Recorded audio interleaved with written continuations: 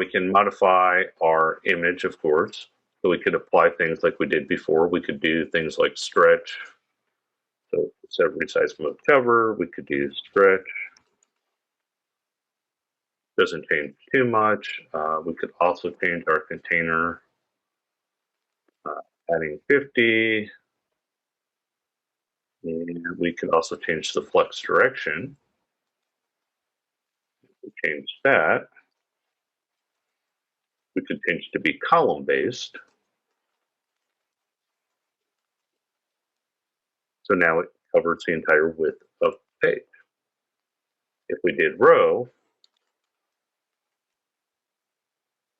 it looks identical.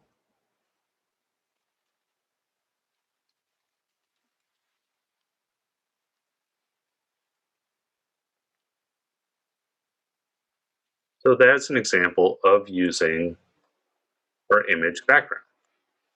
That's just kind of a way you can do your splash screen. So you want to make sure that the image you use can resize and fit the area that you want. Now we could use our local image.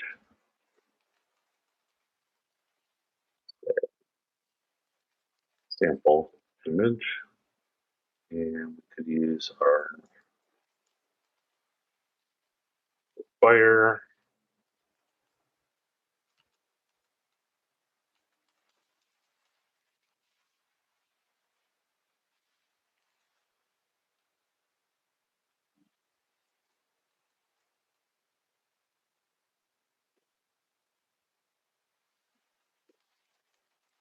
Assets,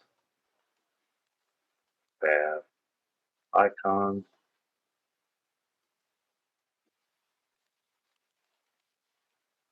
Okay.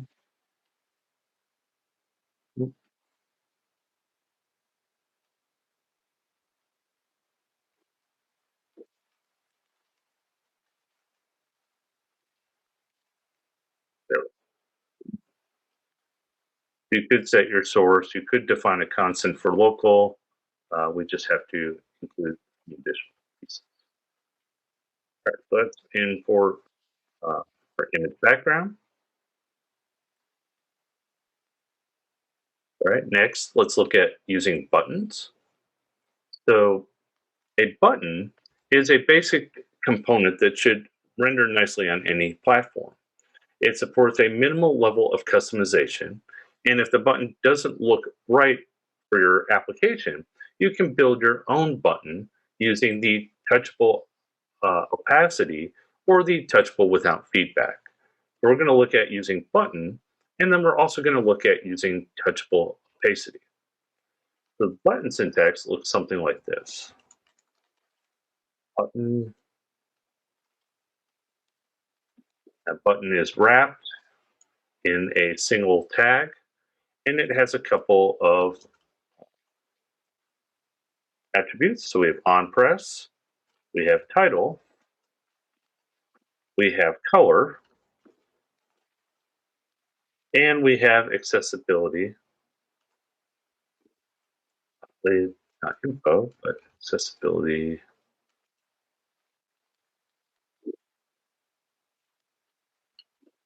label.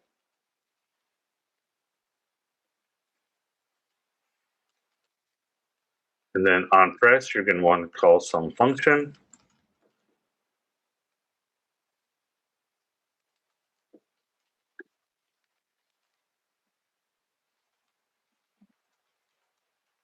Your title is going to be your text, and your color can be, for instance, the actual default white. You could use the name of your color, or you could use the hex value.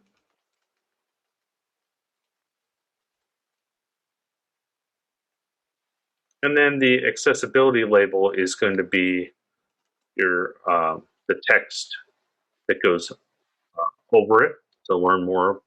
We could be learn more. All right, so that's the kind of look and feel of our button. Let's start and actually create a new example with using the button and the alerts. So we want button, and we want to use the alert component. So in our imports, we should have style sheets, we should have button, we should have alert. We should also have style sheet, text, and view. All right, so in our view, so instead of using view this time, let's also add, since we are presenting uh, iOS today, let's do the safe area view. And the safe area view is that tag that allows us to create a view that does not overlap the header of our device. So this little notch here, it will start our view just below the notch. It will also start on the iPad or devices without the notch just below the uh, top information, the date time, the little battery icon in that. Okay, so inside of here, inside of our safe area view, let's add a placeholder styles container.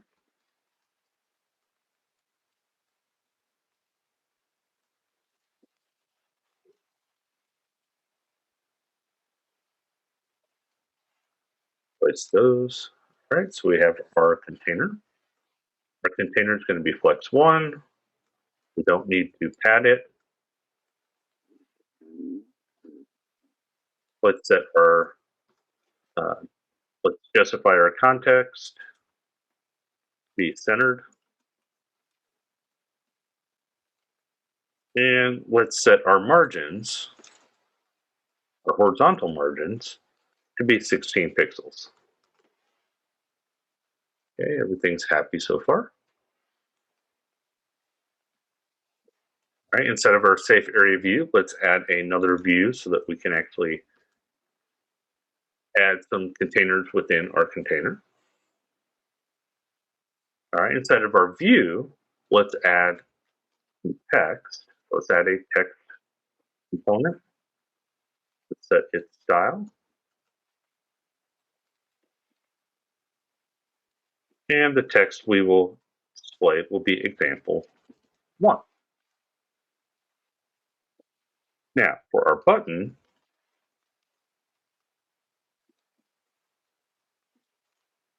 we need to define our title. This will be the text that gets displayed. And our title will be Press Me. And the function call we will use is onPress.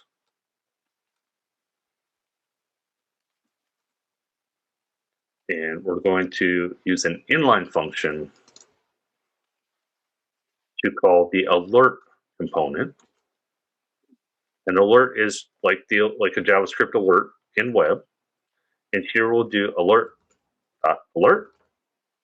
And this will be a simple pop-up box. And the text we will display will be simple press.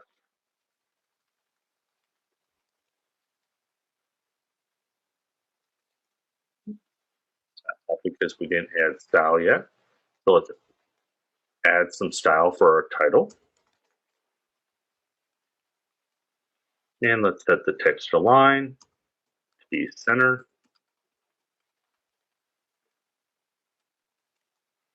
And let's set its vertical margins to be 8.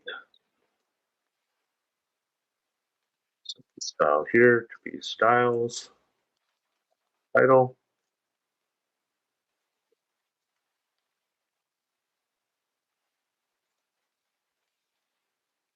And there we go. So we have our view, we have our text example 1, and we have a button called Press Me. And if we click the button, we get an alert, simple button pressed.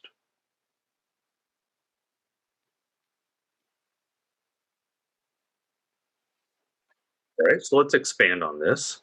So now let's create another button, and this time let's adjust the color in a way that looks standard on each platform. So on iOS, the color prop controls the color of the text. On Android, the color adjusts the background color of the button. So on iOS, if you adjust the color, it will adjust the text color. And on Android, it will be the actual button color itself. Now, this time though, I'm going to keep this button here, but I'm going to show you how to create a divider between your views. So let's create a separate constant, and we're going to call this one separator. So in this sense, we're going to create a custom view that we're going to then embed into our string here. We have an inline function,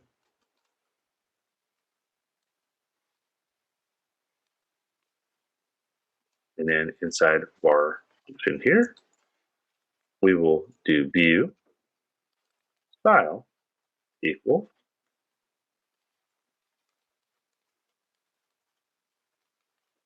styles, and we need to create a separator style, and then we need to close our view. Now we'll come down here and we will add a style. We'll add a separator attribute style. And in here, we'll set the vertical margin to 8. We'll set our border color or border bottom color to kind of an off-white. And we will use the border bottom width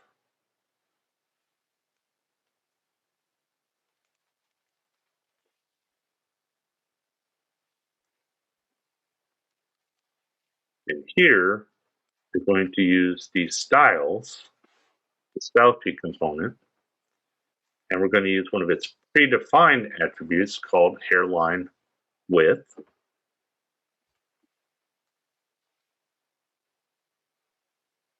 Right, so we have our constant here, which is just a view component. So we created a custom view component.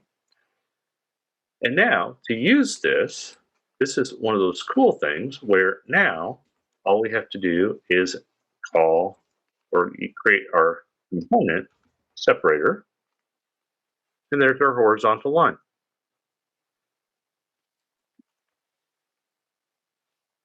So now let's add our second example button.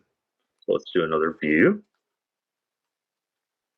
And inside of here, we're going to do another text box, another text component. We'll use the style.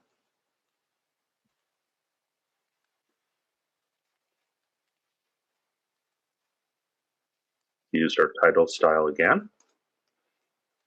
And this time our text will be example 2.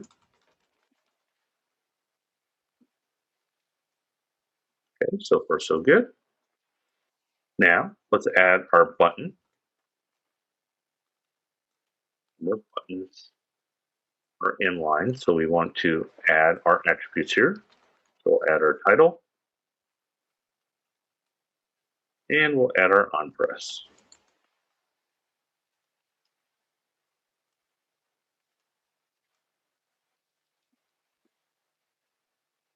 Again, we will use alert.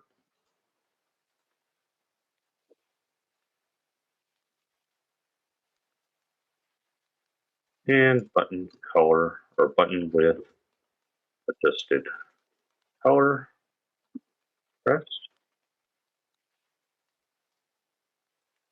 Our title will be press me. And let's modify the color of the button. Color equals. And here again, we can use the hex code, or we can just use one of the predefined values. So here we have a red button. And when we click it, we get the alert button with adjusted color pressed.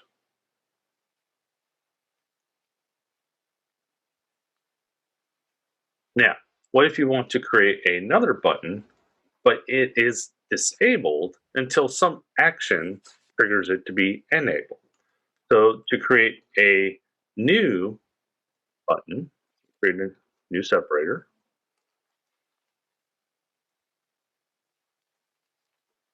create another view,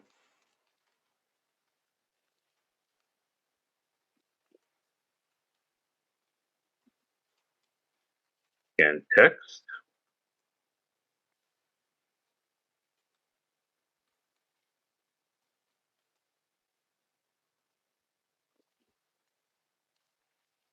Again, we're going to use our style.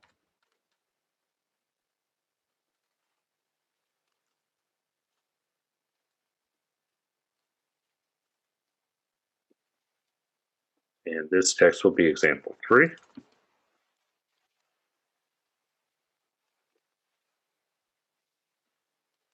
Again, we're going to do another button. This time we have our title. We have our on press.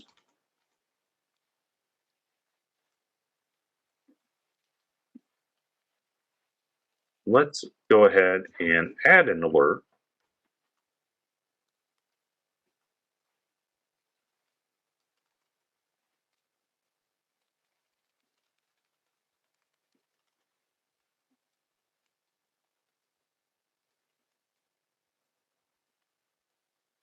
Now here's something that's interesting. So I went ahead and saved this.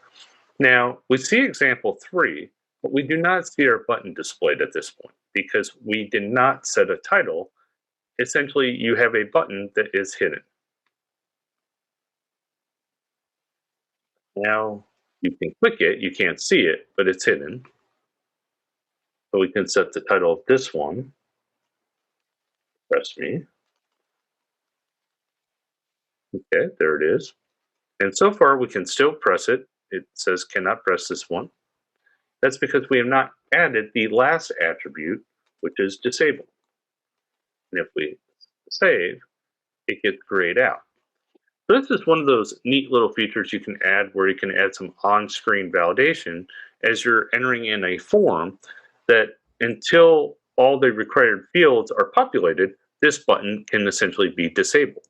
Once everything is filled out, passes validation, then this button becomes enabled.